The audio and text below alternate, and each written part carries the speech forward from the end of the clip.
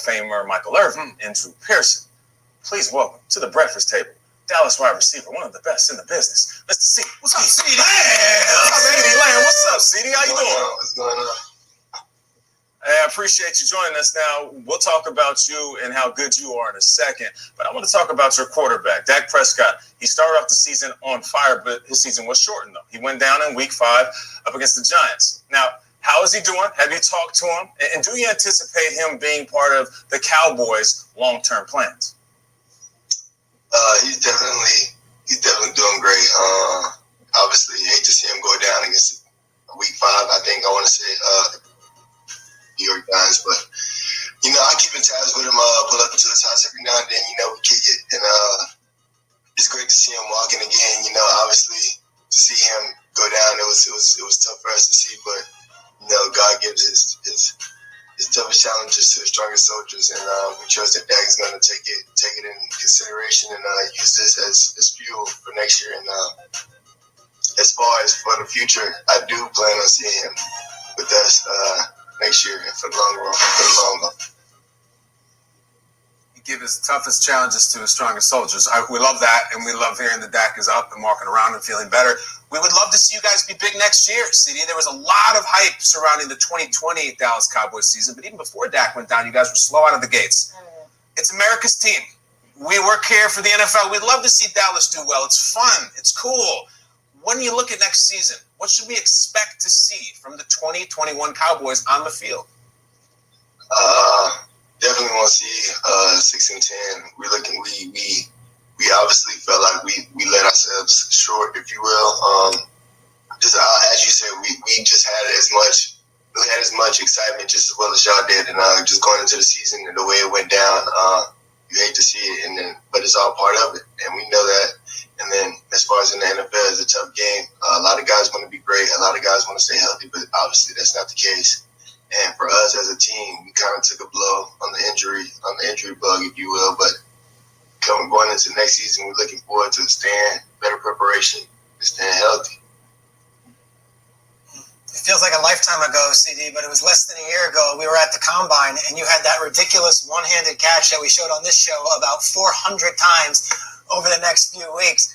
It's amazing how the draft is such an imperfect science. Tom Brady was a 6th-round pick. Patrick Mahomes had another quarterback go before him in the 2017 NFL draft. What sort of motivation do you take with you knowing both Henry Ruggs III and Jerry Jeudy were selected as wide receivers before CeeDee Lamb? It's still, I wouldn't say it burned me, but I still feel it. Obviously, I feel like I was going to be wide receiver 1, but, obviously that's part of it. Like I said, it's the NFL. It's full of surprises, and I'm grateful for this opportunity and the Cowboys believing in me.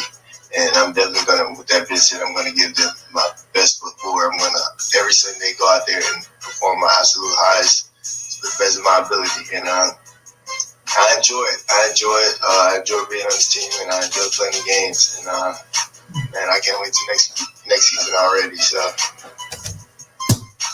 I know Cowboys fans love hearing that. It's a nice mindset for you to have, too, such a young player, such great perspective. Thanks for being here on Good Morning Football.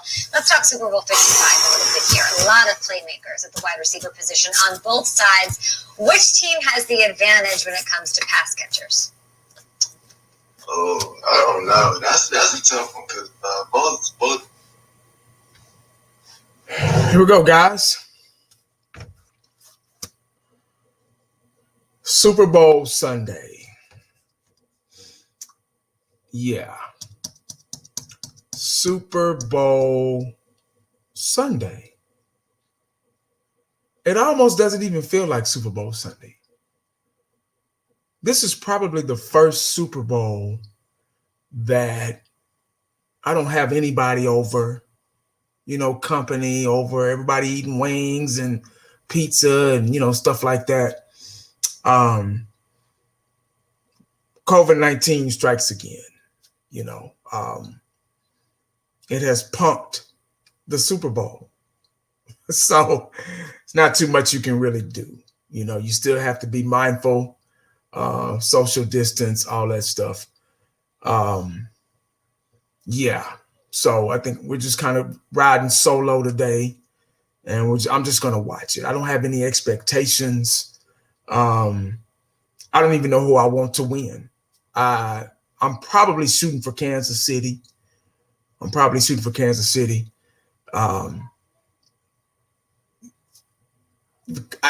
if Tom Brady win another one, it's like, oh, here we go again, But he's great. So I don't know. I don't know what's gonna happen.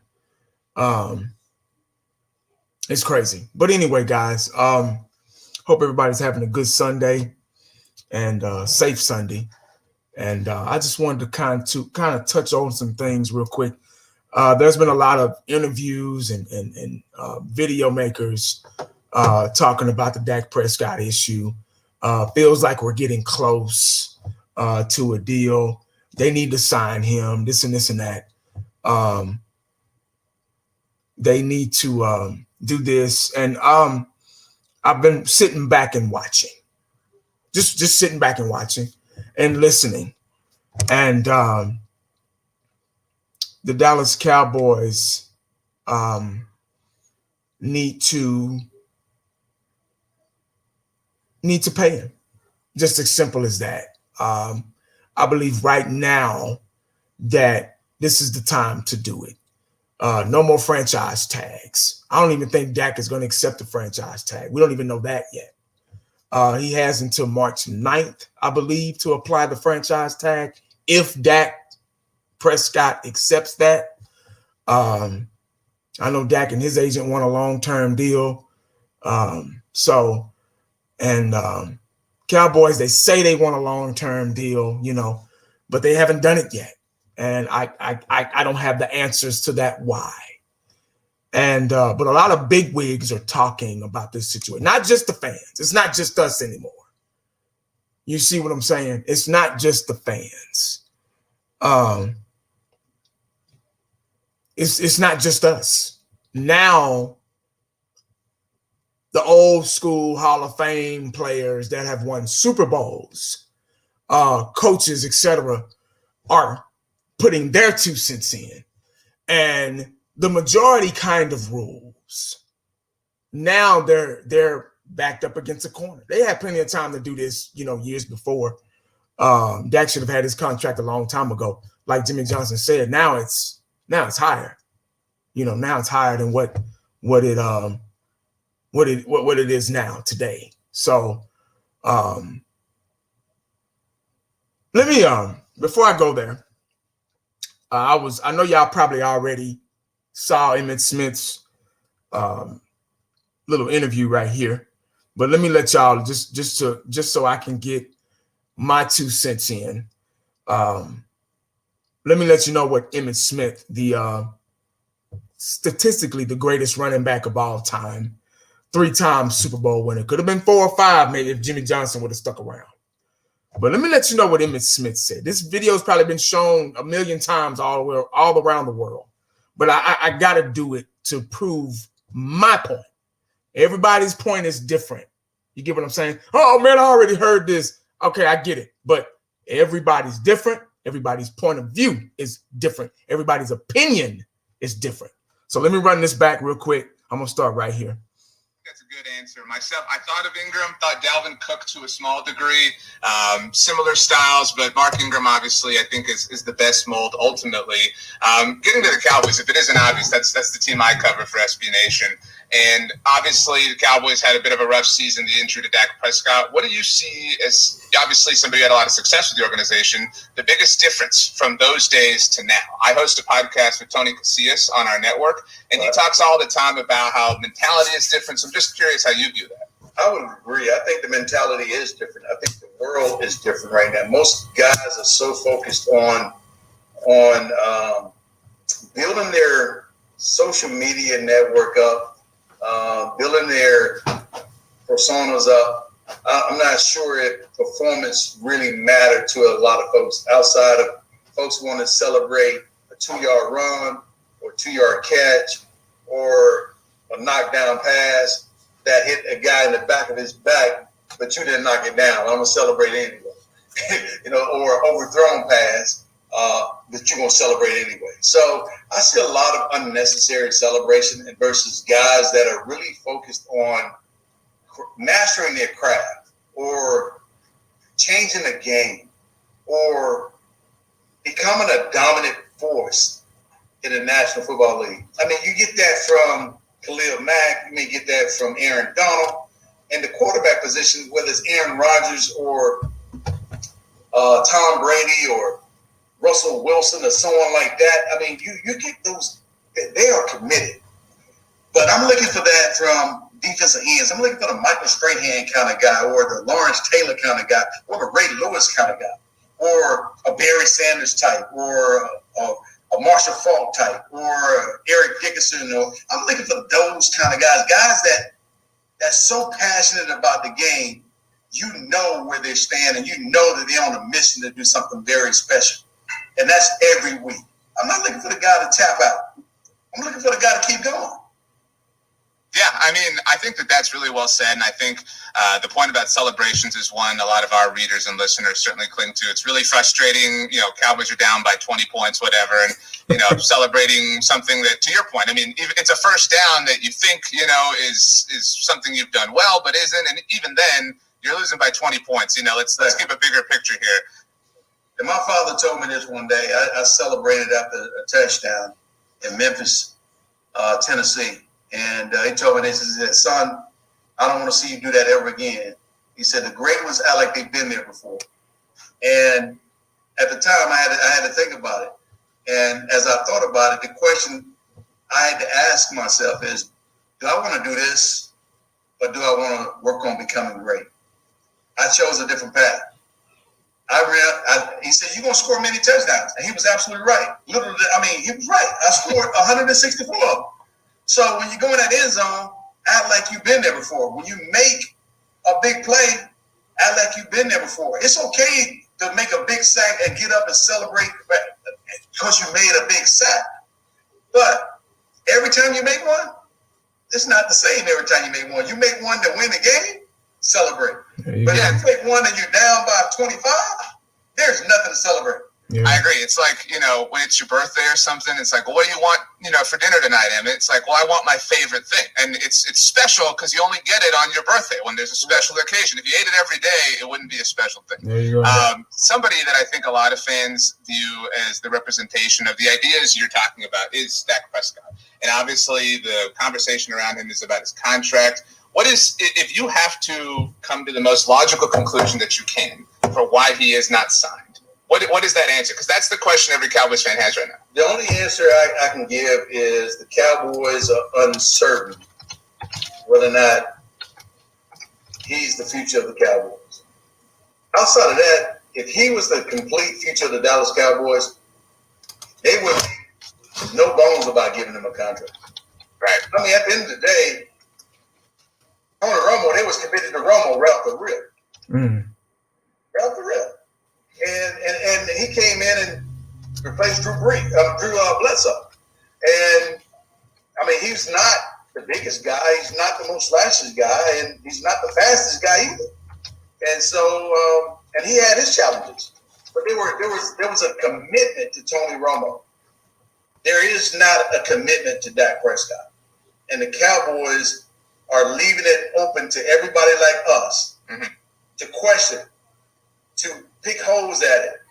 And I don't know if it's because they want to stay relevant in the news and be newsworthy, but at some point, this nitpicking is going to filter its way right into the entire team, and it's going to hurt the entire organization in the end. I mentioned I do host that show with Tony Casillas. He's talked before about Charles Haley putting a hole in the wall during your holdout, obviously. And that's, you know, you had your reasons, and that's a whole different situation. But you're right, the outward discussion, people like you and I sitting here and talking about it, when you don't take care of the contract, you leave that door open for people to have that discussion. And so, you know, that conversation is ultimately not a good thing. You're right. Maybe it is to be in the news or whatever the case. That is kind of the Cowboys way, which is a lot of fun, ultimately. And then I mentioned it when I introduced you. You very famously, upon your entrance to the NFL, wrote down your goals. In fact, you've said it many times that it's only a dream until you write it down. And that's when it becomes a goal. And your three goals, obviously, when you entered the NFL, you wanted to be the NFL's all-time leading rusher. Great job. You wanted to be the team MVP. MVP and you wanted to go to the Pro Bowl. You did all of those things in spades. Congratulations again, the greatest of all time. Mm-hmm. If you had to write down goals, and I would like 3 because that's how you started a Hall of Fame career. 3 off-season goals for the Cowboys. They can't be dreams. We got to write them down so they can be goals. What are your off-season goals for the Dallas Cowboys? Make up your mind whether or not you're going to be committed to Dak Presscott or not. Okay. Go out in the draft and pick some players from the interior, offensive line and defensive line, so we can become better and have some depth offensively as well as some depth commitment on the defensive front so we can get pressure on the quarterback. Because our secondary is not that bad. It could be so much better if we were able to get pressure on the quarterback. Exactly. Then I would just say my goal would be for everyone to be completely healthy for an entire season. Yeah. An entire season. And go and play lights out. Put it on, hang it on the wall for 20 weeks. That's it.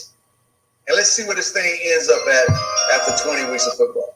Yeah, see, I echo that completely. I would say get somebody that gets pissed off enough to put a hole in the wall. Like that's kind of what you were talking about, though, right? Like is your Khalil Mack's, your Michael Strahan's, like somebody that really kind of cares that much, that has that level of pride. That's what people want to see. My final one for you, Emmett, and we certainly appreciate you taking the time. I'm a big NFL Films fan. I loved your episode of A Football Life. I've spoken to Chris Weaver about the production behind it. He's a great guy and certainly told a bunch of fun stories about you guys putting that together. There's a lot of great sound bites in NFL history, right? Matriculating down the field and things like that. One of the ones that I think gets slept on is after you guys won Super Bowl 28 and you were the MVP of the game, you said 2 in a row, how sweet it is. And I just feel like that doesn't get the attention it deserves. Like, is that your favorite soundbite that's been captured in your career? You know, I'm not sure if that's my favorite because I haven't heard all the sound bites. I don't remember all of them. But I do remember saying 2 in a row, how sweet it is. Yeah. And it's funny because I won back-to-back state championships in high school. And then I became a professional athlete. We went back-to-back Super Bowls. And so it paralleled my high school career at the time. And then we didn't win it after my senior year. And then after that, I went on to college. But then we took a break here with the Cowboys. And then we went right back and we won 3 out of 4. So the potential was there. And how sweet it was. Yeah, for sure. And the potential was there. Jay, you hit it. Yeah. But 2 in a row, that is pretty sweet. Well, and it's hard to repeat, especially when teams know you so well. I think that is a challenge the Kansas City Chiefs are certainly facing this week. We have to make sure, Emmett, that we do this again next year for 2 in a row to make that very sweet indeed. Just like Herradura tequila, sweet, savory, perfect in every capacity. Please drink responsibly. Emmett, thank you so much for taking the time to join us. Have a great year. All right, guys. There you have it. That's a very popular interview. It is. I'm pretty sure millions and millions of people have had it. You've heard it probably in other people's live streams or videos or whatnot. But it's a very important interview. It's very important. That's why it's so viral. Emmett is exactly right. He's exactly right about everything. He's right about vision. He's been right about, writing your goals down, and it works for him. A little bit of prayer and faith as well. But, writing your goals down, wanting to be dominant, wanting to accomplish something. And he's also right when he said that it's a totally different world we live in now. It's a totally different ball game we're playing now, and we're watching as fans. Internet and money has been the root to all evil. It used to be just money. Now it's the internet too. Yeah, it's the internet too, because it's all about that popularity. You see where it's done to us Cowboy fans, and I agree, Timothy. So much time has been wasted, in 25 years. Yeah, exactly right. But it's the internet is probably right neck and neck with being evil with money. because you're able to share things. You're able to see people's livelihood, lifestyle, yada, yada, yada. You're able to tap into somebody's secrets and kind of play the guessing game. And you're able to put on here what you're going to do, how you're going to do next season. And, anybody can talk and type, but you have to visually and mentally feel that you're going to do that you're going to make that happen. It's a different time we live in now. Back then, you won, somebody brought up the Emmitt Smith, in the comments section about him wanting his money and all that stuff he held out. Yeah, after a Super Bowl. That's the difference. And I've said this a million times. After a Super Bowl. So he had every right. He had every right to hold out and want his money because they got to the Super Bowl off of his and the offensive line's back. Yeah. That's how they got there. They got there off of Emmitt Smith's and the offensive line's back. So, of course, when he held out, we were like, damn, Emmitt's holding out. But we got it. I get it. He deserved to hold out. These guys are holding out now. And he brought this up, celebrating when you're down 40 points. They have no clue what it means to win. They don't have any clue at all. The only thing that they're worried about is that money. And I get it. You want to be taken care of. I get it. But you have to crawl before you walk. Yeah. You can't just get up and when you're born, you don't get up in the world and just start walking. It don't happen that way. You can talk a big game. Yeah, I can walk, man. I'm good. Can you? Then you after walking, you want to ride a bike. You gotta learn how to ride a bike. There's steps. They want to overcome. They want to override those steps. They want to go past those steps and immediately become successful. Quick results at the tap of a button, just like the internet. You want to find something out on the internet? Just type it in. It'll come up. Google it. It'll come up. Quick results. New generation. Don't know how to work for nothing. Don't know how to earn anything. They want quick, hurry up, fast results. I want to get paid now. But say, man, you didn't win a Super Bowl. I don't care. I want to get paid. I made a couple of sacks. Yeah, I want to get paid. Yeah. Quick results. Don't work for nothing. You got to earn everything that you accomplish and do and get. Zeke held out because he had, a good rookie season. He was the leading rusher that year. Okay, I give him that. Him and Dak were kind of neck and neck with rookie of the year. They just kind of, boom, came out of nowhere. But I'd rather win a Super Bowl than be the leading rusher. Yeah. So Zeke held out. He got his money. Okay. He cried. He got his money. Cool.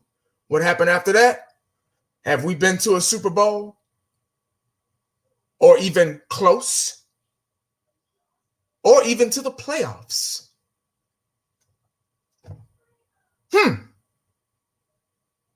Yeah. So it's not even about, and he brought up the game being so different and the world being so different. It's not even about winning anymore. They don't care about that. After the game, man, they all hugged up, switching jerseys with the team that just whooped their ass.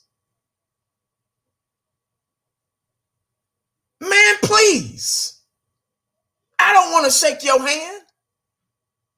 I wanted to win this game. Yeah, I say good game. Okay, cool. Show good sportsmanship. But deep down, I really wanted to win this game. Yeah. So our record could be something. But they getting paid, they getting taken care of. So all those morals and what football stands for goes out of the window. It goes out. Because they didn't have to work for it. Just like Jimmy Johnson said and keeps saying. He just said it a couple of weeks ago in an interview with CBS. They're accomplishing, they've won they're winning without even one. Because they're a part of America's team. They're in that limelight. They got the primetime games. And see, Jerry thinks that's good enough. He thinks that's good enough. Oh, well, we got the primetime games, guys. Our sales are up. Our numbers look great. Yeah, the Cowboy fans are hook, line, and sinker. They're supporting us, even though we don't give a damn about winning anymore. Even though we haven't been to a Super Bowl in 25 years. Even though we about to watch another Super Bowl without the Dallas Cowboys in it. And Tom Brady able to go to another team and win a Super Bowl. Or probably win a Super Bowl. Who knows? Don't know that yet. But Cowboy fans still talking about mock drafts and all this stuff. And it's been 25 years. Like that's going to help. And God bless them. They on here working hard. I've been watching great videos of mock drafts and all that stuff. I get it. You still have that hope. I do too. I still have it. I'm not going to go that far, but I still have that hope. Well, maybe we draft somebody, that I like or whatever and make this team better. But why does it take 25 years to do that? Since we have all this power, we got all this power. Yeah, we got all this power. And to Dak Prescott's defense, I believe he's earned his contract now, because that is the market now. That's what that's just the style. It ain't my fault. I think he's paid his dues. Unfortunately, the way that they're doing the quarterbacks now in the NFL, not just Dak Prescott, but in the past until now, you don't have to win a damn Super Bowl to get a big time contract. If you're a leader on and off the field, you can move the chains. You're positive. You have a good charisma about you. And you're a good player. And Dak is all of the above, despite the injury, which he's healing, perfectly from. I think they should go ahead and try to work something out with him, because quarterbacks are so hard to come by. You can find a running back, 9 times out of 10, you're going to find a good running back in the draft. But it's very hard to find a good, solid quarterback. It's just different, man. I can't explain it. It's just different. But like Emmett said, they committed to Romo so quickly. Yeah. They committed to him so fast like Emmitt Smith, without a question. They probably already had his contract drawn up probably when he was on the bench. Behind, who's that, Bledsoe? Y'all remember that? Mm-hmm. Yeah. They were so, and then Romo came in and did his thing. And I'm not saying Romo wasn't a good quarterback, because he was. Unfortunately, we couldn't win a Super Bowl with him, and he had some good pieces around him too. We had a good offensive line, and that 2016 team, that was his team. He just got hurt. He couldn't stay healthy. He was very delicate. Like Emmitt Smith said, he wasn't the fastest thing. He wasn't the strongest thing, the most agile thing. But they had his back. He didn't have to go through anything and Romo threw interceptions just like Favre did. Romo would throw an interception so damn fast because he had to learn. He spent most of his time on the bench learning, that kind of helped. But Romo had some issues with his game too, but he got better. He got used to it. He got smarter and wiser. And, You know, he still made mistakes all the way up until he retired. He wasn't no better than Aikman or Joe Montana or Brady or, you know, whatever, but they gave him his money. And we didn't win nothing with him. 2014, we got to the divisional round with the Dez Bryant catch. That was about it. In Lambeau Field, when he caught the ball, took 3 steps, and recovered his own fumble, because the ground can't cause a fumble. And 4 years later, they said, oh, that was a catch. Yeah. So why was it so easy for him to get his contract and not Dak Prescott? Because they're still unsure. They're still unsure about Dak.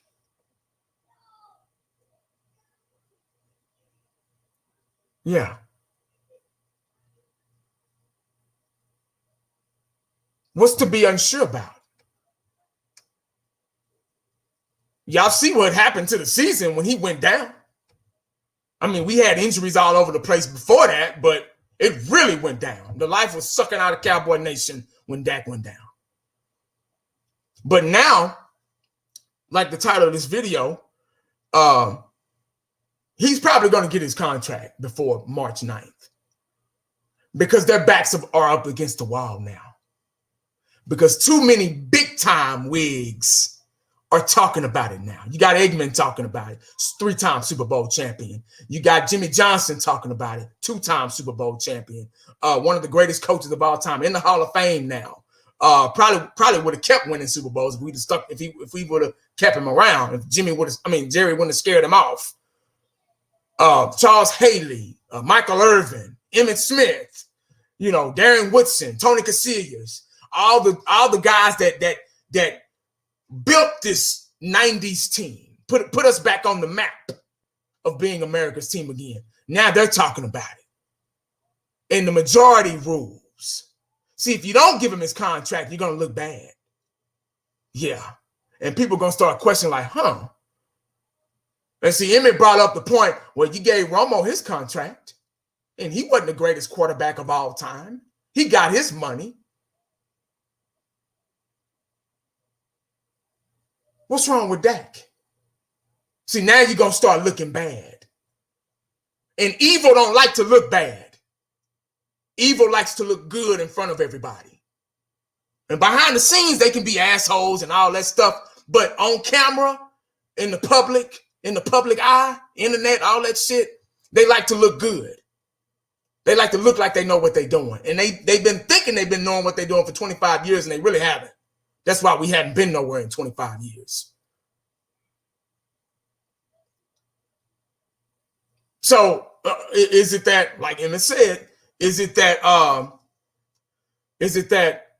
you trying to keep everybody talking about you? You know, we need to stop this because it's not like that. I think now Cowboy fans are more disappointed than talking about you. Yeah, it's time out for the attention. You already got the attention. But I think it's time out for that. I think it's time to kind of grow up a little bit mentally and go ahead and solve the problems and get the issues going and draft the right pieces that we need so we can go ahead and at least attempt to try to get in a running for a playoff run and a Super Bowl. Because I think the Dallas Cowboy fans are finally getting tired of the bullshit because that's what it's been. Whether you're a diehard Cowboy fan or not, that's what it's been for 25 years. It's bullshit. That's what it's been.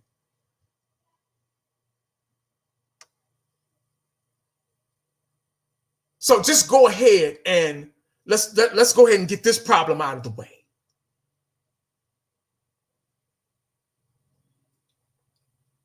Let's go ahead and solve this issue. You solved it with Romo really quick. Why can't we? And Romo stayed hurt. Hello. Romo stayed hurt. So I don't want to hear nothing about, oh, well, you know, he got hurt. No. Romo stayed hurt.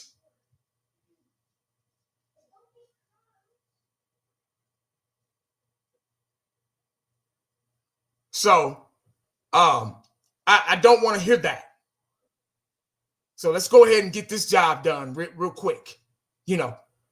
But like I say, all the big wigs have been talking, and I think they're like, oh, shit. And these are guys that they won Super Bowls with. Now they getting tired. They're like, all right, man, goddamn. Okay, Jerry, we get it. We get what you've been doing, what you've been avoiding for 25 years. We get it. Okay. But all right, now it's time, man.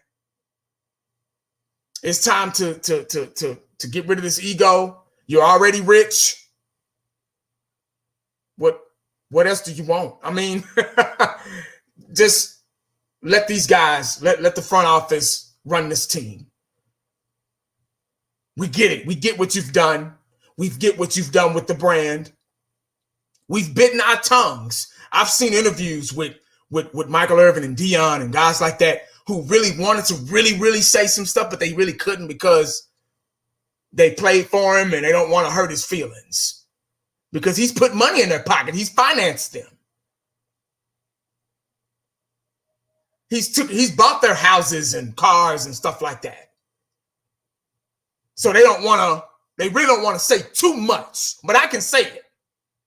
Yeah, I can say it. And I see it. I see it. As far as the game is concerned, as far as the game of football is concerned, this organization has been neglecting everything about the game. They've been putting pieces here and there to kind of keep us at bay, you know. But as far as getting over the top, getting over that hump, we ain't got the right pieces in line. Yeah. We've had the good running backs and a pretty good Romo and probably Romo and Dak.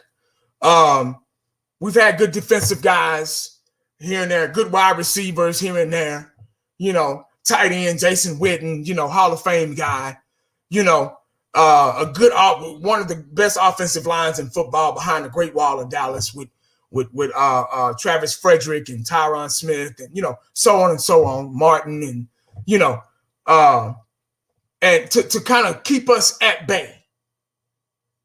But now those guys are getting hurt. They're getting older. Frederick's had to retire. You get what I'm saying? Romo's gone. You know, Dez got pushed out. You know, the guys that really wanted to win, they're gone. So now it's a new generation in here. A couple of guys still left, but there's a new generation in here. You know, so we need to figure out how to make winning the number one priority again, because we haven't been doing that. We haven't. Through the years, we've worked hard trying to, without getting paid as fans on here, we've worked hard of scouting and we could use this guy, or, oh, this guy looks good. And, look at, this cornerback out of so-and-so. And, this offensive lineman out of so-and-so. And they don't even pick them.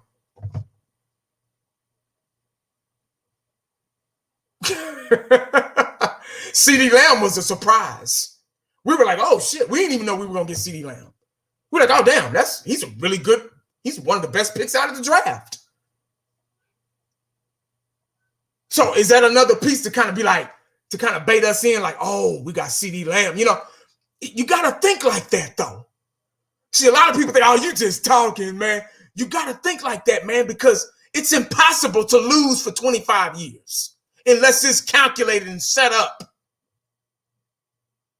It's impossible to make the same mistakes over and over and over again for 25 years unless you're doing it on purpose.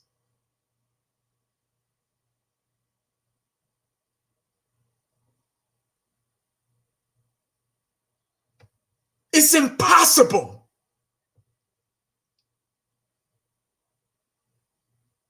Unless you're doing it on purpose. Unless there's some type of calculated agenda on why you can't get over the hump. and you're the richest team in sports. If you can figure out how to be that, you should be able to figure out how to get over the hump. I made a video about Von Miller the other day. He's going to be a free agent this offseason. Yeah, he's got some off the field issues, Okay, cool. He's a DeSoto native, Dallas native. Hell, DeSoto's right up the street. He's wanting to play for the Cowboys, one of the best pass rushers in the game. But I seriously doubt the Dallas Cowboys are gonna, because for one, they got to figure out this Dak Presscott contract, and he's probably gonna want a lot of money too, But it's something to talk about. It's not impossible. He's a dog though. He's a dog. When the last time we had a real dog on this team? Like a dog on defense. You can't be a dog on offense. The only dog's on defense. A dog.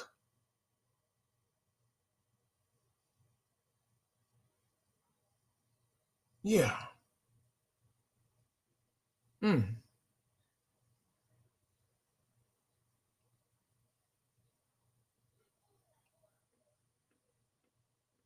It seemed like they picked just the right people to,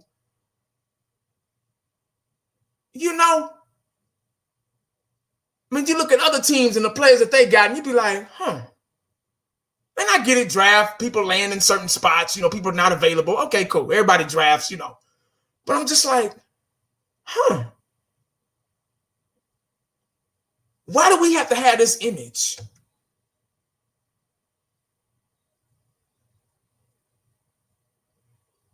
Why do we have to have this corporate player? This yes man type player?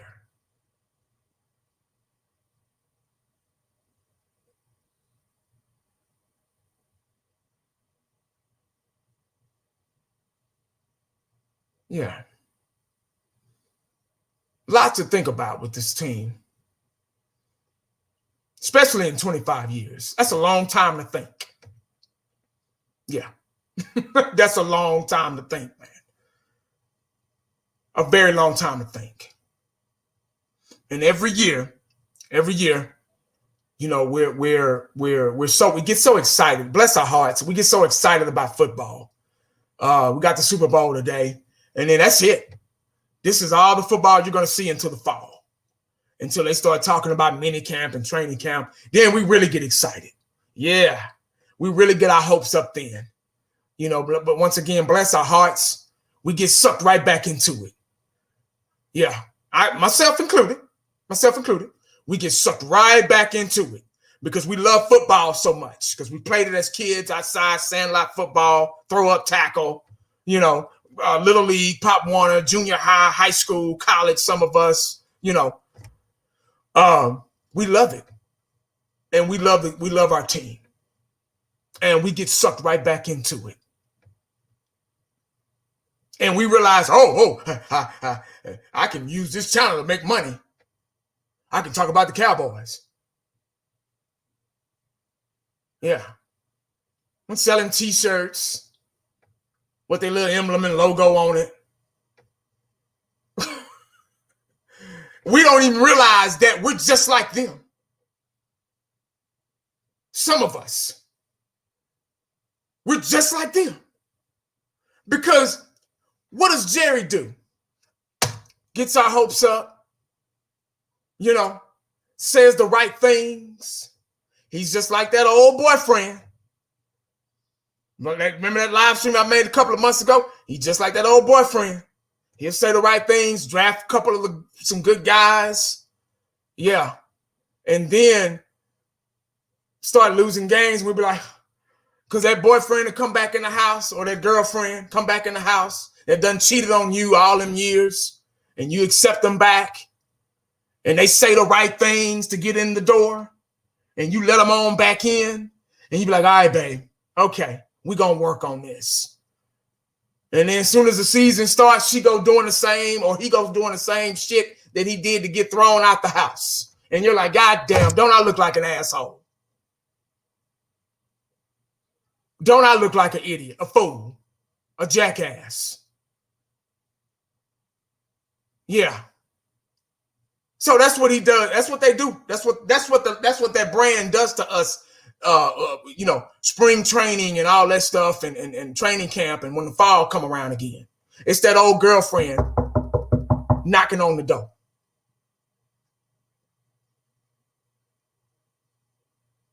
And we so desperate for company, we let them on in. Come on, man. Yeah.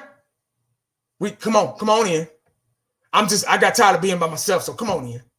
That's what we do to football season. That's what we do to the Cowboys. We say, come on in. They've been dogging us for 25 years. Because this is something that you love, right? Yeah. You make videos. You make money off of it. You go do interviews,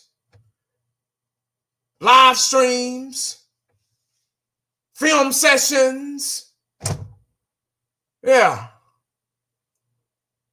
Collaborations with other YouTubers. Because it's something that you love, right? Yeah, but that love has been cheating on you for 25 years. If you've been alive that long. Yeah.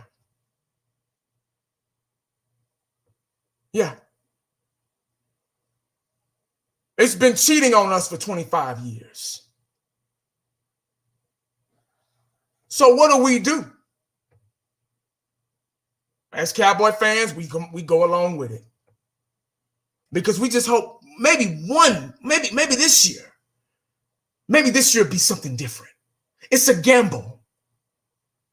It's like put on that slot machine. Like, okay, I'm going to pull it one more time and I'm going to see what's going to happen. Yeah, I'm going to get my money. I'm going to put it one more time. Damn. Let me put it one more time. It's hot. I'm rubbing the side of it. It's hot. I'm going to pull it one more time. I'm going to get my money. We gamble every year. And we've gambled so much that we're competing with each other. No, I'm right. No, you're wrong. Well, hell, we've all been wrong if you ask me, because it's been 25 years. Everything that you've made on this damn YouTube has been wrong. Everything that you thought has been wrong. Because you've let that old girlfriend back in. And you were wrong again. Yeah. Mm-hmm. Yeah. And we don't even realize it. A lot of us don't even realize it. We don't even realize what we're doing, what we're feeding.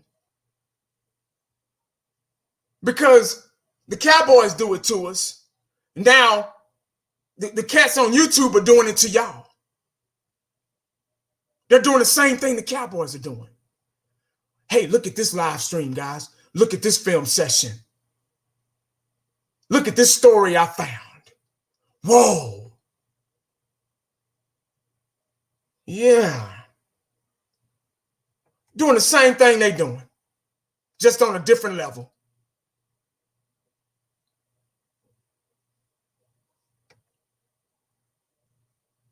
So I think we're just waiting on when is it going to click for the Cowboys. Timothy Potts said 1980 is paper bag time. See, you could do that back in the day. Yeah. You could be like, man, shit, I ain't going to no damn game.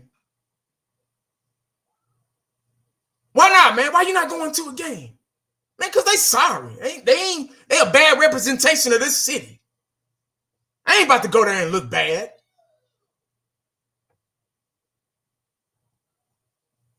All right, Richard, have a good one, man. I'm not about about to go and look bad. I'm gonna go, hey, Cowboys Corner in the house. What's up, man? You said Dak won't. Hey, hey, bro, look here. I think he will. Like I just said, I think their backs are up against a corner now. But I could be wrong. Once again, I could be wrong. That's just what I feel. I feel like their backs up against the corner. A lot of big wigs are talking, and they're starting to look stupid. They're starting to look bad. Like, okay, where's the deal?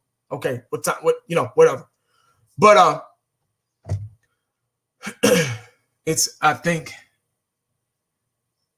season.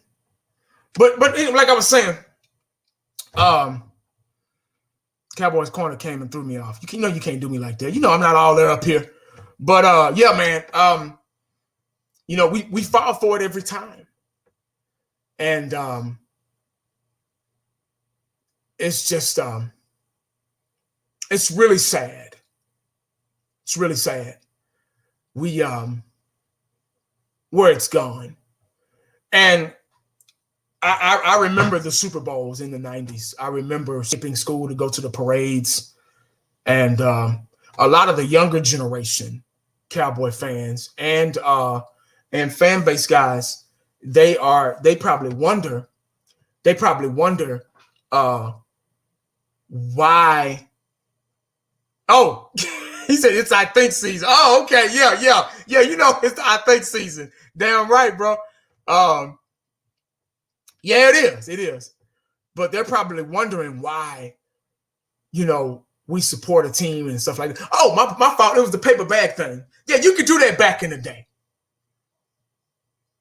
Because I remember in the 80s, they did that. The fans would come to the stadium, paper bags over their head.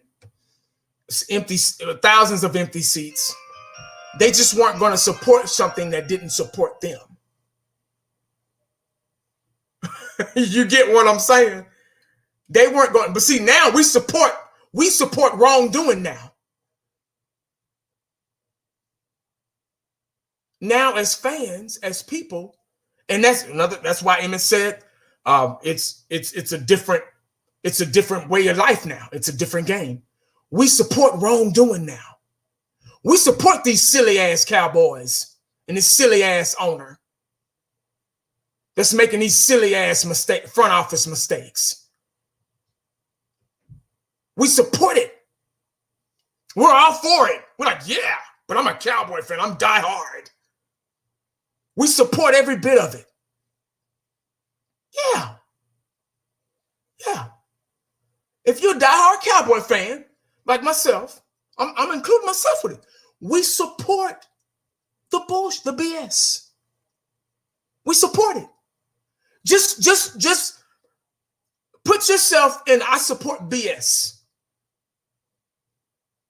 If you got a YouTube page, if you got a Facebook, if you got a Twitter, whatever, say I support BS. Put that on there. Go to your Facebook page right now and say, you know what? I support BS because that's what we've been supporting for 25 years. A lot of nonsense. Like the guy said in the comments, a lot of wasted time, wasted careers. Jason Witten getting ready to retire without a Super Bowl ring. A lot of guys, a lot of talent. Yeah. We support wrongdoing. Yeah.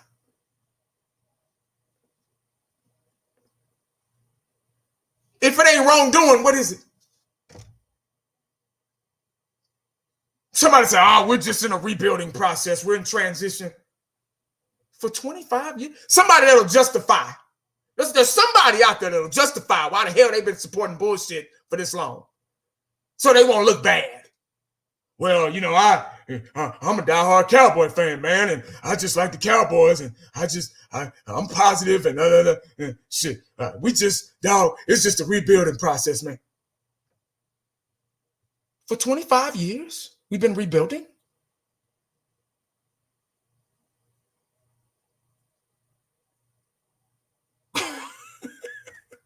You can say that when you've won a Super Bowl in the last 5 years. Like, we won a Super Bowl, 2 or 3 years ago. Right now we're in a rebuilding. Like say Kansas City wins today.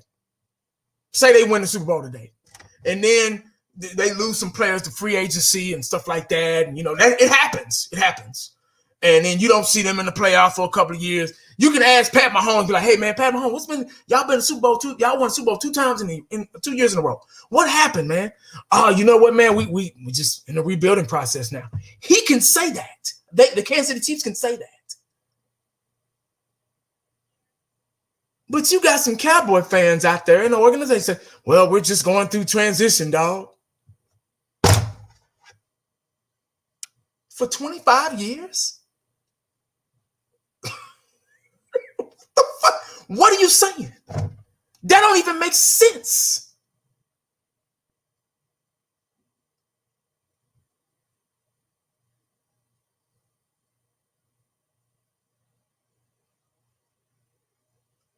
That don't even make sense. It takes you 25 years to rebuild. But that's what they've been selling us. They've been selling us that, guys. See, I couldn't be on the radio. I couldn't do it. I'm too passionate for that. I couldn't.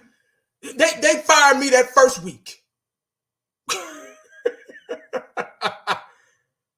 They fired me that first week.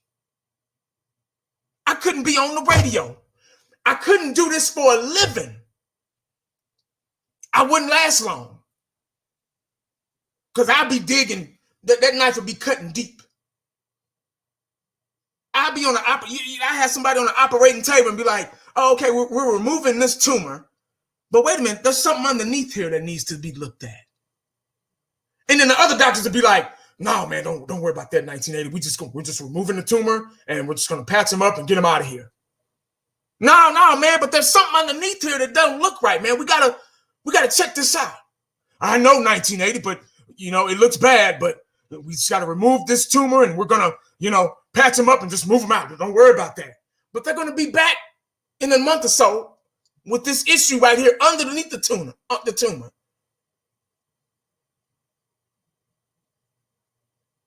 We so busy can't look past that damn star back there.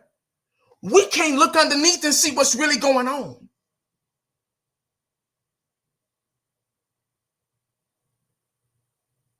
Because everybody wants the views.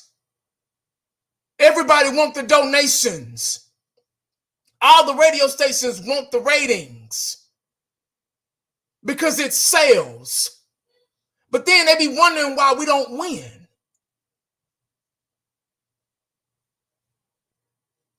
It's our fault. It's our fault. Yeah.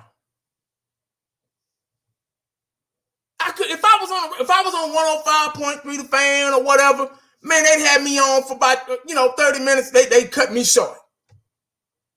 Because I start digging under that tumor. Hey, you can't say that, Nathan. Why not? Why I can't say that? We're gonna have Jerry on the show on Tuesday, and then we gotta make it look. No, I ain't here for that, man. I'm not here to soften no blows.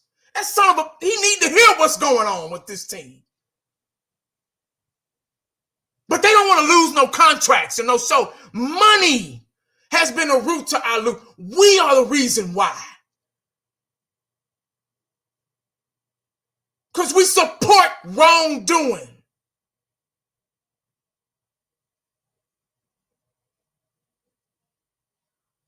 They wouldn't want to hear nothing I had to say. All they want to talk about is draft picks and mock draft. Who gives a fuck about a mock draft?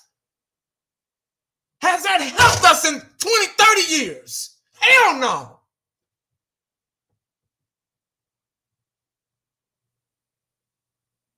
We are the reason why this team sucks. Because we've been supporting this shit for 30 years.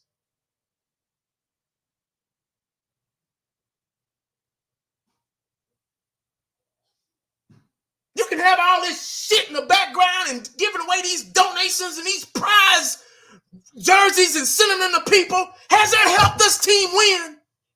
Hell no.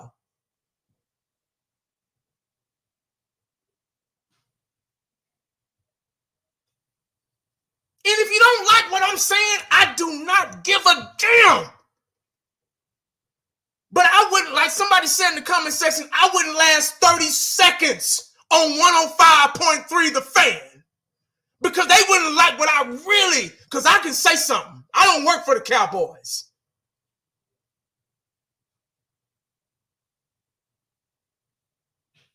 I don't give a damn if Jerry about to be on live after the commercial break. I hope he hear me. Motherfucker, you already rich. We need to win.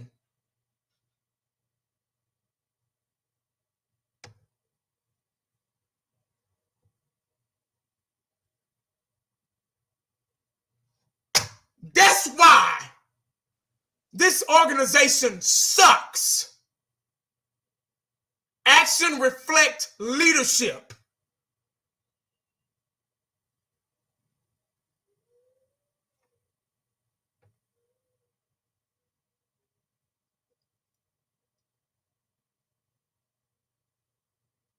Don't do a collab with me. No. I hurt some feelings. Huh? Remember how the professor used to look at you in college? Son, are you listening? Don't have me on the radio show. Oh, we can't have 1980 on. We need some fake guys in here. Yeah, we need some guys to make the brand look good. I don't give a damn. You know what look good to me? This right here. Yeah. Getting first downs, moving the chains, getting sacks. Yeah. That's what look good to me. Yeah. Scoring in the red zone. Yeah. Having an interior defense that stops the run. Yeah, that's what look good to 1980. Yeah. That's what look good to me. What somebody talking about on the damn radio station don't look good, don't sound or look good to me. Anybody can run their damn mouth, including myself. But yeah, that's what look good to me. Making it to the playoffs. Yeah, winning. Yeah. That's what looks good to me.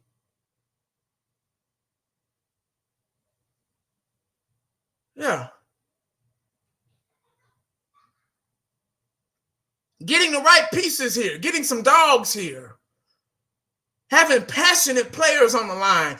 When somebody fuck up, sitting their asses down on the bench and letting them think about it. That's what looks good to me. When you got a player like Lewis that headbutts a guy after a play and causes a 15-yard penalty and probably lost us that game and gets right back in on the next play, yeah, that's bullshit right there. We support that. That's okay.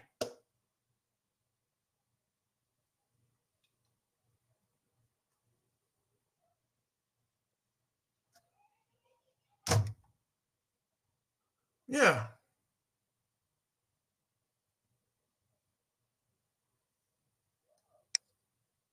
Mm-hmm.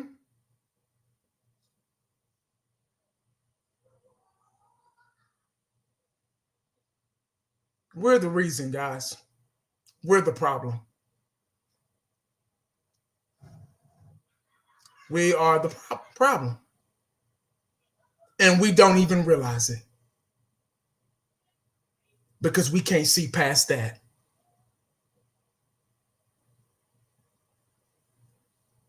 And they know we can't see past that.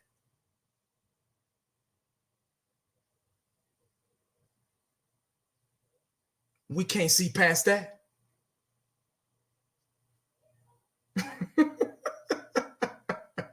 Yeah.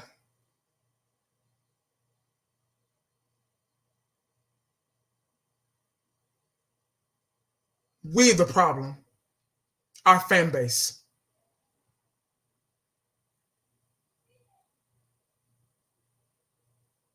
You know, I was so tired of Stephen A. Smith.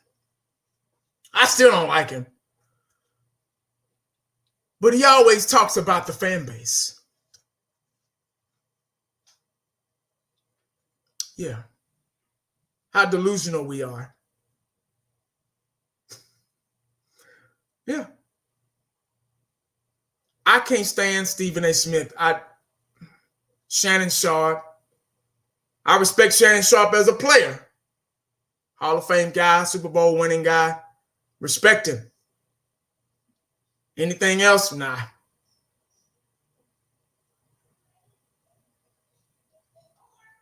But I hate to say this.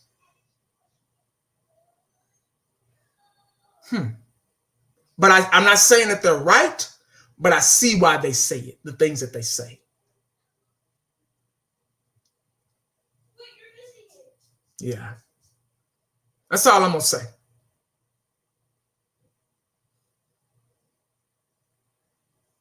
Remember that song, Michael Jackson, Man in the Mirror? I think a lot of us need to do that. Cowboy fans, the organization, owners, need to look in the mirror.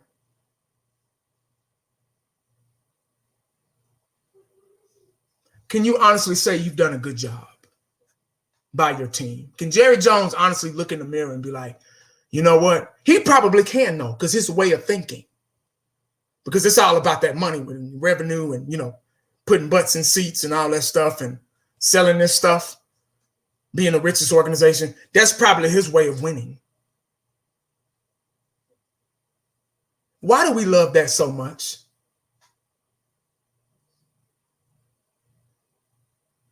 Why do we support that?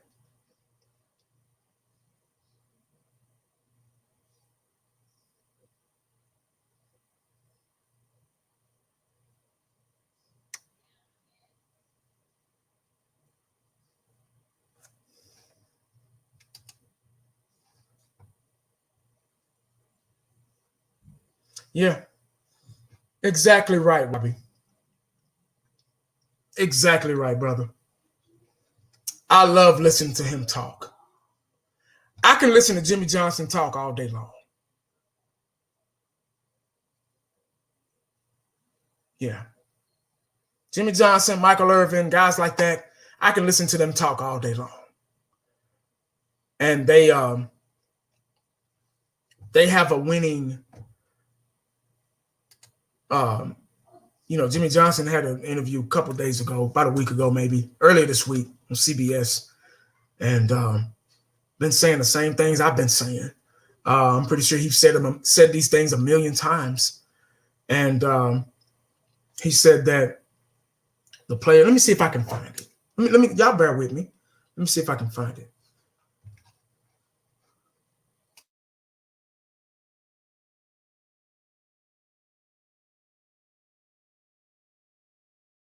Yeah, let me see if I can find it real quick, guys. It shouldn't take me long because it wasn't that long ago. Jimmy Johnson.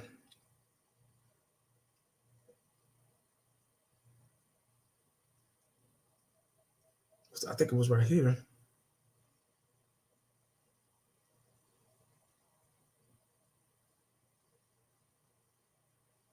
Y'all bear with me, man. Damn.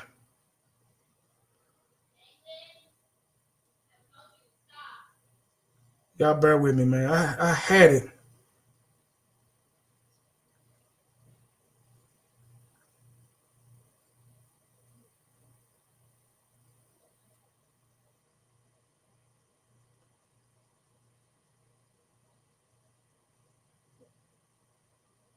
Oh, here it is right here. USA Today. Here it is. It's probably an ad at first. I hate these damn ads. You can't really separate sustainability from responsibility. speed of production, where it's made, and how it's made. So, Jimmy, Michelob Ultra just released a Super Bowl Okay, here we go. commercial that asks an interesting question. Are you happy because you win, or No, are you this ain't happy it. because you're happy? What's the case for you? I saw the commercial, and it is pretty cool, and it brought up a point, Jimmy Johnson, USA.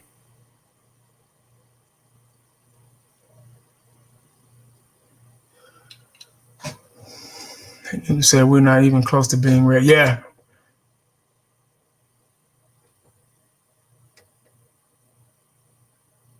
Here we go.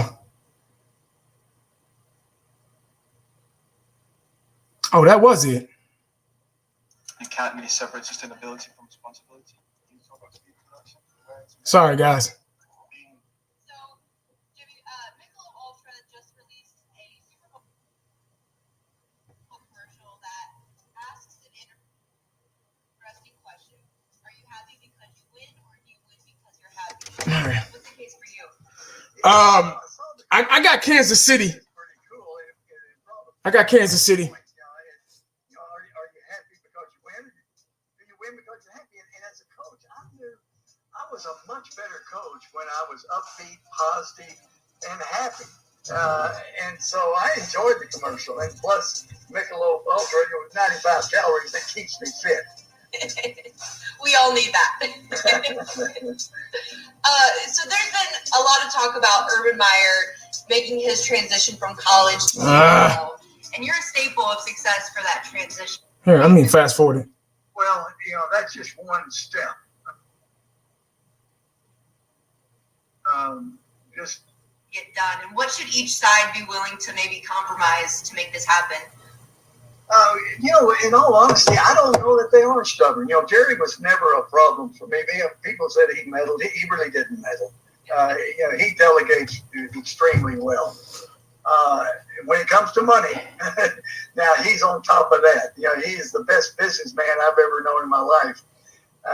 And so he's going to get it done somehow, some way. He realizes Dak is a great player. He's great for the organization. He's a great leader. The injury situation, he's accelerated as far as getting healthy. So they'll get it done. I know they wanted a 5th year on that original contract. Dak wanted 4 years. They'll compromise. They'll work it out somehow. Given that it's been 25 years since they reached an NFC championship, Here we go. I think only other teams other than Detroit and Washington can say that. Do you think it's time for this organization to maybe add someone else calling shots, or at least be in the room for personnel decisions? Well, I know Clay, their personnel director, he does a great job personnel-wise. And I know Stephen is very involved with personnel. So I don't know that bringing in someone new is going to change things. It's really a unique place to coach and to work. There are so many accolades that go their way and unearned.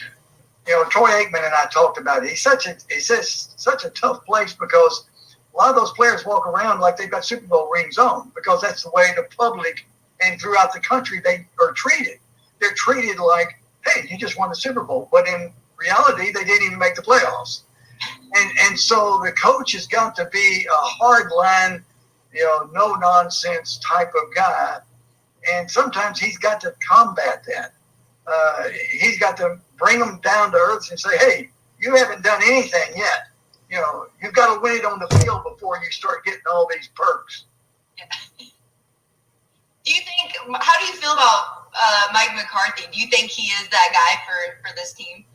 I know Mike's an outstanding football coach, and he's got great experience. He's won a Super Bowl. He's been around superstars. I think this year was a very difficult year, with the injuries, but everybody had injuries throughout the league. Personally, I think that he's going to make significant improvement. How far they can go, time will tell. aside from the obvious of signing Dak, if you were the GM, coach of this Cowboys, what do you think they need to fix, or what would be the first thing for you to fix to become a top team in the NFC next year? You know, maybe 3 priorities for them this offseason. I would start my very first practice like we were 1-15. And that's how I treat those players. And we would be as physical as the NFL would let us be. And I know they've changed the rules into where you can't, practice in pads as much as what we did when I was there. But I would grind on them. By the middle of the season, they would hate to see me coming. But hey, sometimes, some way, somehow, you got to bring them back down to earth. And make them realize they only won 6 games or so. And so that's how I would start. We've seen guys like John Gruden and now Urban Meyer go from. Yeah. Great Jimmy Johnson said he would start out the team 1-15, like it's practice, like it's 1-15. Yeah, they wouldn't like him. These players these prima donnas we got right now, they wouldn't like Jimmy Johnson. Nah. There are only a few players that probably could deal with Jimmy, like Dak, guys like that. But they wouldn't like the Zekes, the D-Laws. They wouldn't like Jimmy. They wouldn't like him at all. They would demand a trade. They would be the ones saying, like, man, I got to get out of here. I just can't get down with Jimmy Johnson, man. He too hard on us, man. He this, he that, dog. They wouldn't like Jimmy Johnson, not one bit. Amari Cooper. that sometime wishy-washy shit? Nah. Everything about Jimmy Johnson was hard-nosed and consistency with him. Hey, Jessica, what's up? Yeah, they be out of here. They be on the first plane out of here. These players we got, they would not like Jimmy Johnson because even after a win, he would treat it like we lost. And because he made losing so uncomfortable for those guys. Yeah. He made it so uncomfortable for them that they didn't. His famous story about, we lost to Washington after we won that first Super Bowl. We lost to Washington. And the plane ride home, the stewardess started feeding the guys, the players. And Jimmy Johnson said, no. Don't feed them. No, we're good. We ain't on this plane that long. They'll be all right. We just lost. So, yeah. Don't feed them. See, this new generation, this new coaching system, they feed their guys. Even when we lose, they're on the sideline doing this. We're losing 2 minutes left by 2 touchdowns. Yeah.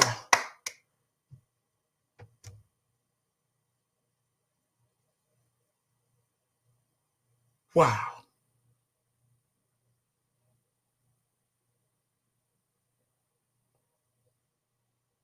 Look, Milton, there you go.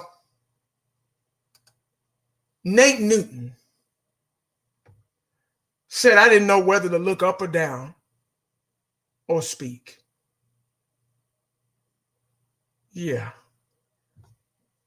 That's a real coach. Nate Newton was 6'3", 6'3.5", 300 and something pounds. And when Jimmy Johnson hit that door, a pin drop. You could hear a pin drop. Yeah.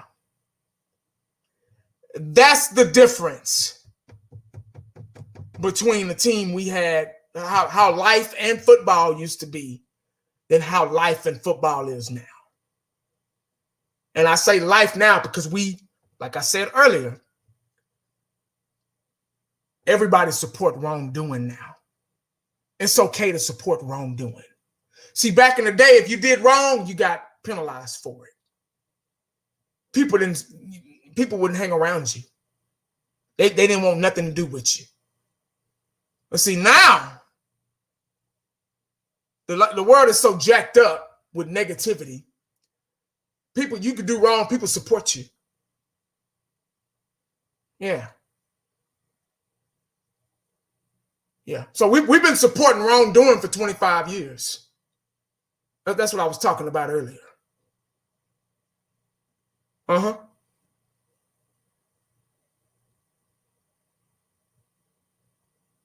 Robbie said, where did that go? I can't answer that for you. I get the question, but I can't answer it for you.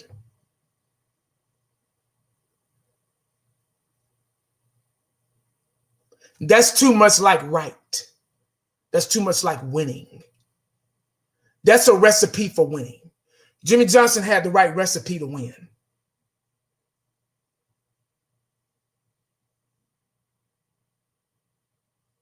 They don't want that recipe in this organization. If they did, if they wanted that Jimmy Johnson recipe for winning, why haven't they done it?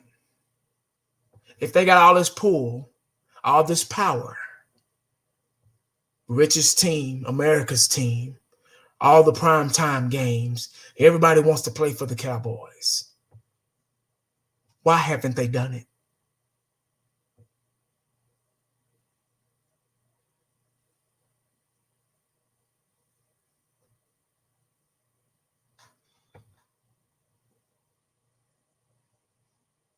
Yeah.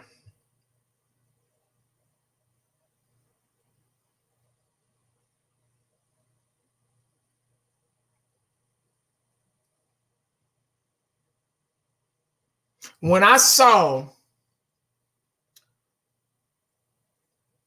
Lewis headbutt that guy to cause a penalty,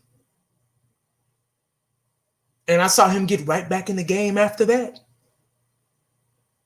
yeah, I knew that let me further know what this organization was all about.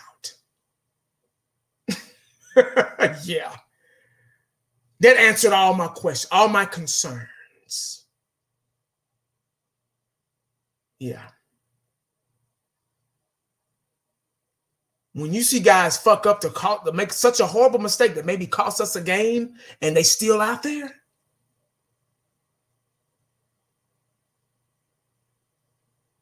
yeah. That's what, yeah.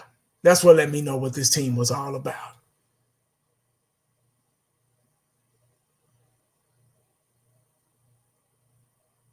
When Wood said, yeah, that too. Taking plays off. He would have lost, I would have cut him. Yeah. D-Champ, I would have cut him. I remember Jimmy Johnson said we had a kicker, and he was missing a lot of field goals. And Jimmy walked up to him and said, hey, man, what's going on, man? You all right? You know, you known for making these field goals, on the regular. Now you've been missing them, periodically. What's up? I don't know, coach. I just lost my confidence. Jimmy Johnson said, oh, shit, that's all I needed to hear. I cut the guy the next day. That's all I need to hear. So when Wood said, oh, well, you know what, we can't go 100% every play. We got to take some plays off, like D-Champ just said. What's the difference? Somebody tell me what the difference is. Why does he get a pass? He wouldn't have saw the field no more. I'm like, oh, okay. Go over there and take all the time you need. Yeah. That pine over there, that hard bench, you go over there and take all the time you need over there. You can take all the time you need, bro. Yeah. We'll let you know when we need you.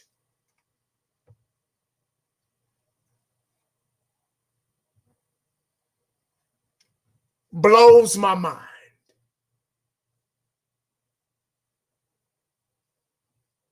In order for this organization to be this stupid, can't nobody be this stupid.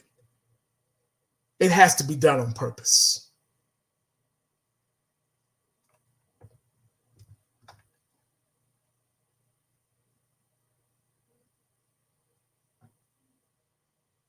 Blows my mind.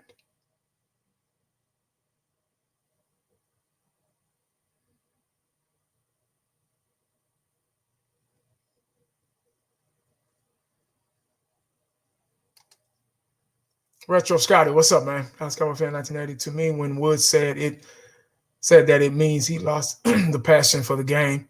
Jimmy Johnson would have directed him. Yeah, exactly. Yeah, it's the same thing. What's the difference? That's like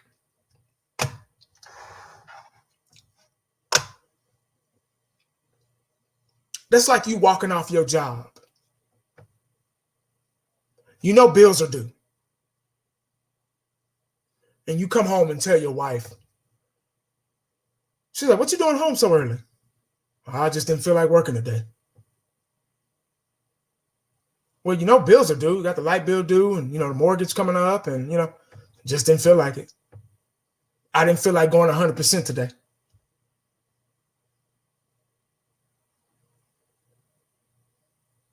That's the same thing. Yeah. So how can you trust somebody like that? Still on the field, still playing.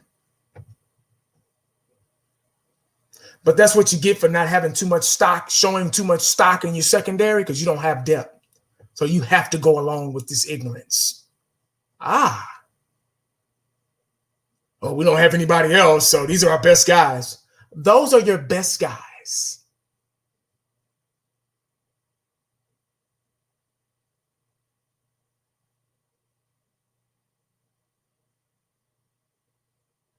Wow.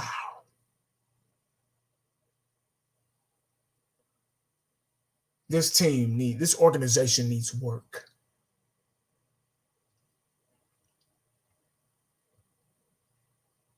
Like I said, while we're operating and trying to remove that tumor, there's some underlying conditions as well.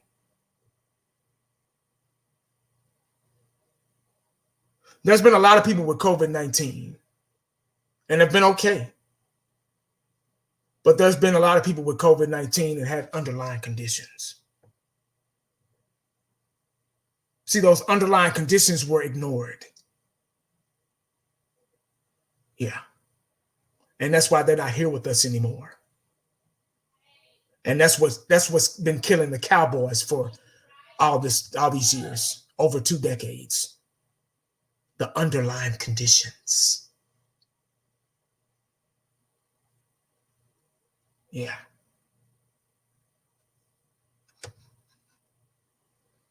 Appreciate the super chat, DJ Raw Uncut Truth. What's up, man? This team is amazing. Yeah, it is. It is. But the underlying conditions have been a major problem with this team, this organization. And they've been neglected. So that's why we've been dead for 25 years. We've been irrelevant. Nobody wants to look at the underlying conditions because it's messing with their pocket. And that's front office, that's players, that's fans here on YouTube, fans on YouTube. It'll mess with their pockets. If you look at the underlying conditions, it'll mess with their pockets. Yeah.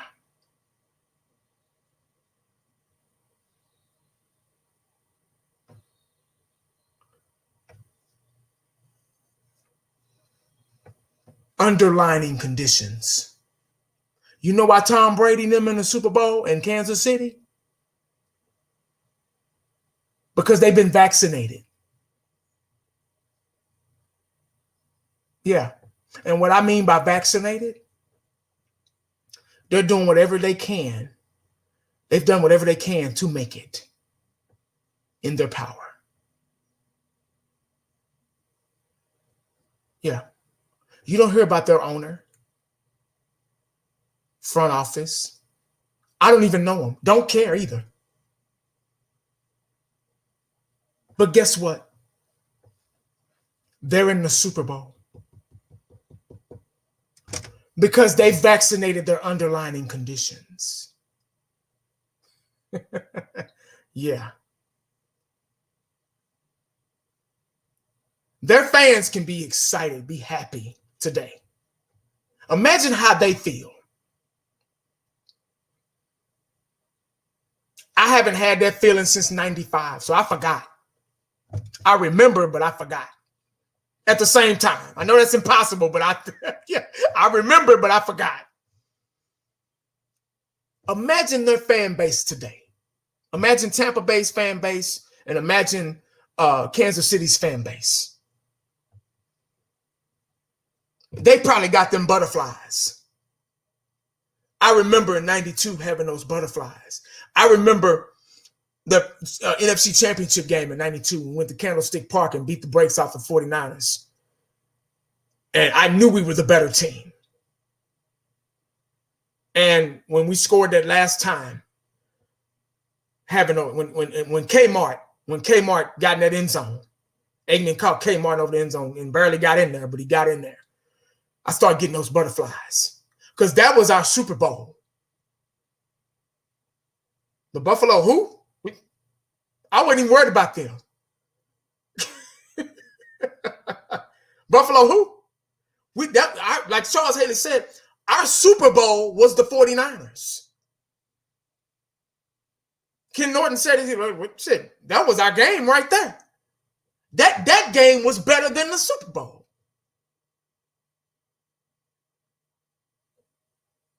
I remember when they were calling out the starting lineups and Eggman and Irvin and Emmett came out of that tunnel. Jimmy Johnson, the whole team. I remember those butterflies. Yeah. You get those butterflies. That's what they got today. Like it or not, they made it. They're in there. And Tom Brady was able to do it with a whole different team. Brought some pieces with him, Threw three interceptions against Green Bay. Green Bay had a perfect chance to take that game. And Aaron Rodgers had plenty of space to run into the end zone. Why he didn't, I don't know. Don't care. But defense played like they were supposed to.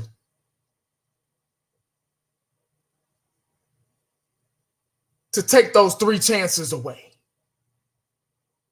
Jason Pierre-Paul with 2-3 fingers on his hand. Able to get inside and wreak havoc. While we got a guy with all 10 fingers and 10 toes. Only had 4.5 sacks the whole year.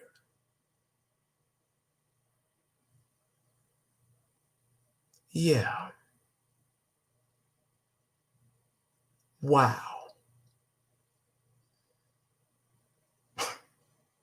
Blows my mind.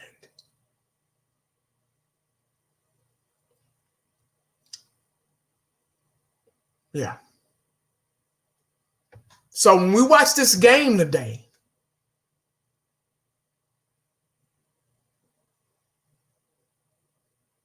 I don't know if we ever get to see our team in there again. Because we got too many underlining conditions.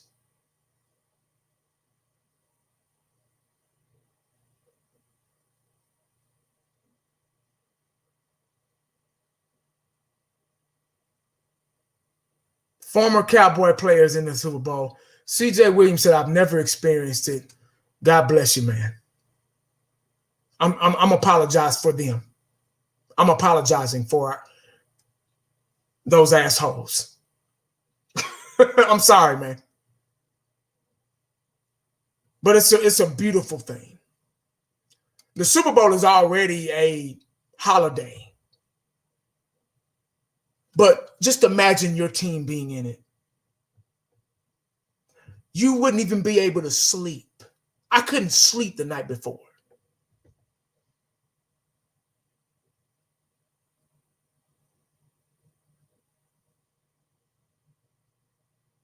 I couldn't even sleep. I barely eat. I didn't even eat anything.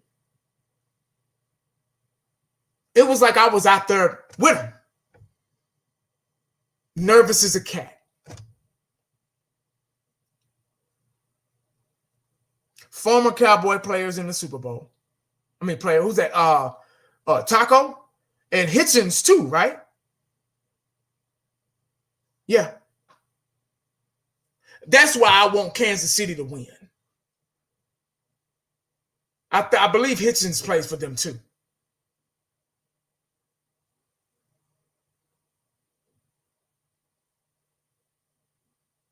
Damian Wilson, wow. I bet they're like, "Ooh, goddamn! I'm glad I'm not with Dallas no more." Wow.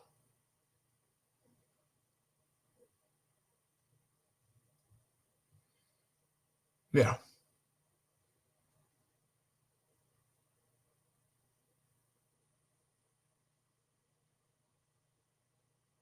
Yeah. So, we're watching the Super Bowl, another one without us, and some of us won't ever get to see. I can't say we are.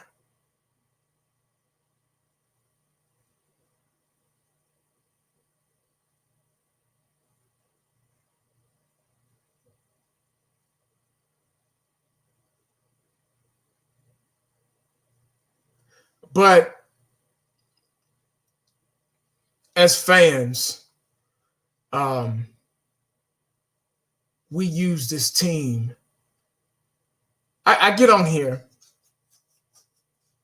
If they took away monetization,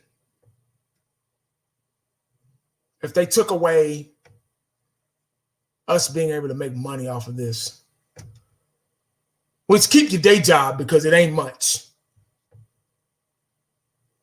But I was doing this before, and I'll do it. I'll still be on here after.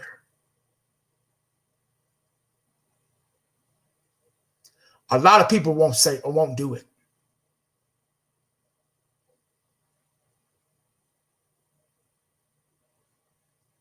That's why this is half of our thought on why this team sucks.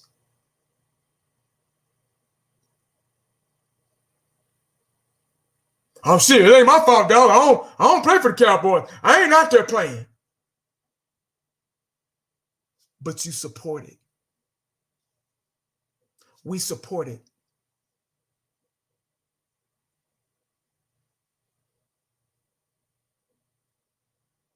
If your child was failing in school, fighting, not doing his or her work, being suspended, skipping,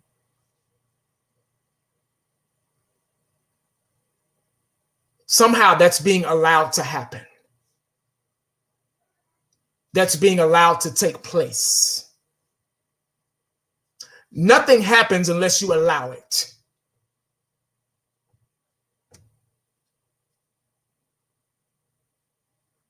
If they've gotten away with it all this time, you're supporting their wrongdoing.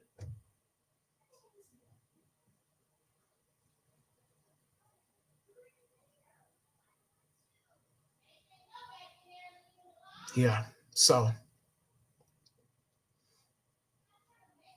that's why I say this is half of our fault.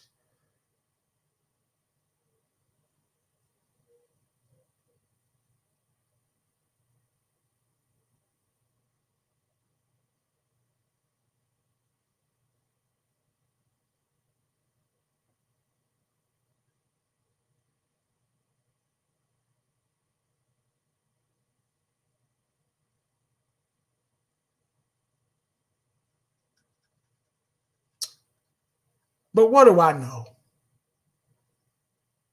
Just a guy on YouTube.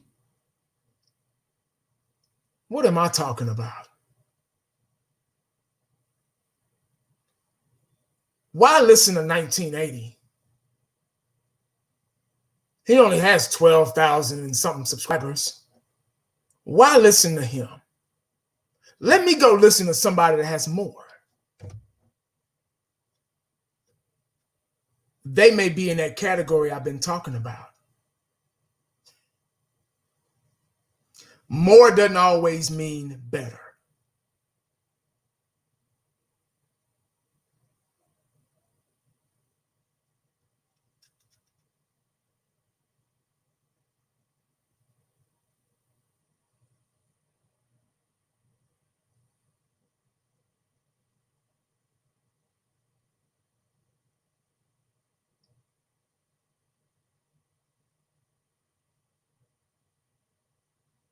Yeah.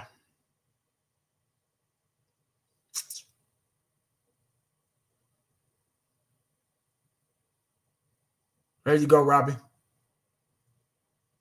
There you go.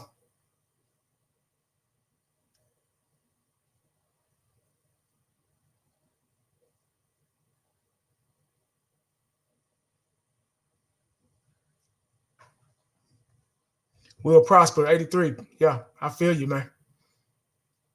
I hear you, brother.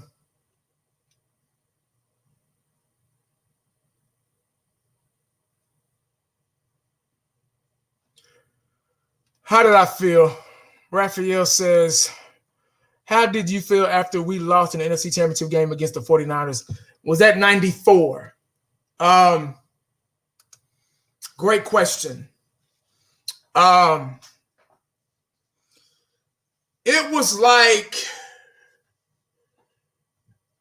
It was like Mike Tyson. We were Mike Tyson at that time. And we were the favorite. Yeah, I remember the Mike Tyson and Buster Douglas fight. Every time I'm about to get off, somebody ask a great question. The Mike Tyson and Buster Douglas. Now, Mike Tyson Cowboys had new coaching staff. Had Barry Switzer. It was still Jimmy's team, but, we had Barry Switzer, new coaching staff, yada, yada, yada. It just wasn't the same leadership. Same thing with Mike Tyson and Buster Douglas. Mike Tyson was under new management. He had a whole new crew behind him. Whole new posse. Just taking his money, pretty much. Different trainer, everything. He just didn't have that same fire when him and Buster Douglas faced off at the beginning of the match, before the match started. You could see it in his eyes.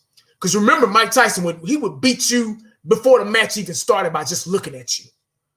He was a trained oil machine. And that's the way Jimmy Johnson had us. We were a trained oiled machine. We didn't make many mistakes like the Cowboys do today. We're the king of making mistakes. Penalties beat us faster than the other team. And missed tackles and all that shit. And lack of fundamentals. Jimmy Johnson had us a trained oil machine. When he left, there was no guidance. And the 49ers were already loaded. They got Ken Norton from us because we got Charles Haley from them before. They got Ken Norton from us. They got Dion. His contract was up in Atlanta. They had Dion in his prime. They had Merton Hank. They had a loaded roster. Ricky Waters, Jerry Rice. They had a loaded down. Steve Young. It was a Cowboy-ready team. And in the back of my mind, I said, we're going to lose this game.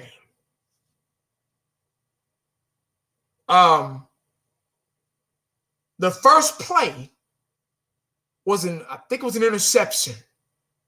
Eric Davis picked it off, ran it all the way back. Miscommunication. I said, yep, this don't look like the same Cowboys. It wasn't. It wasn't. Even though we were still good, it just wasn't the same. We were making mistakes. We were up. We were down 3 touchdowns at the half. And the players were all pissed off and mad, going to the locker room. And I remember this so well. And Brad Switzer was like, come on, still up in spirits and, knowing that we can get back in this game, which we did. He's like, guys, why y'all got y'all's head down, man? He was like, shit. And they were like, man, we losing, man. We're going to lose this game. And he's like, man, we got 2 more quarters to get back into this son of a bitch, And we came back. We fought back. We were like, uh-oh. We started to create doubt. Like Daryl Moose Johnson said, we started to create doubt. They were like, oh, shit, the Cowboys, we were, with all their weapons, we were still able to get back into that game. And it just didn't happen. It just, they ran away with it. And we were like, fuck. So, it is what it is. That game was, I almost cried when we lost that game. I was in my teens, so I was like, damn, And it was to the 49ers. That was our Super Bowl. Playing them was our Super Bowl. And because we would have beat San Diego. Oh, man. Yeah, that would have been 3 in a row. If we would have got past the 49ers, that would have been 3 in a row for us. But we didn't, enough with the shoulda, woulda, couldas. But, it is what it is.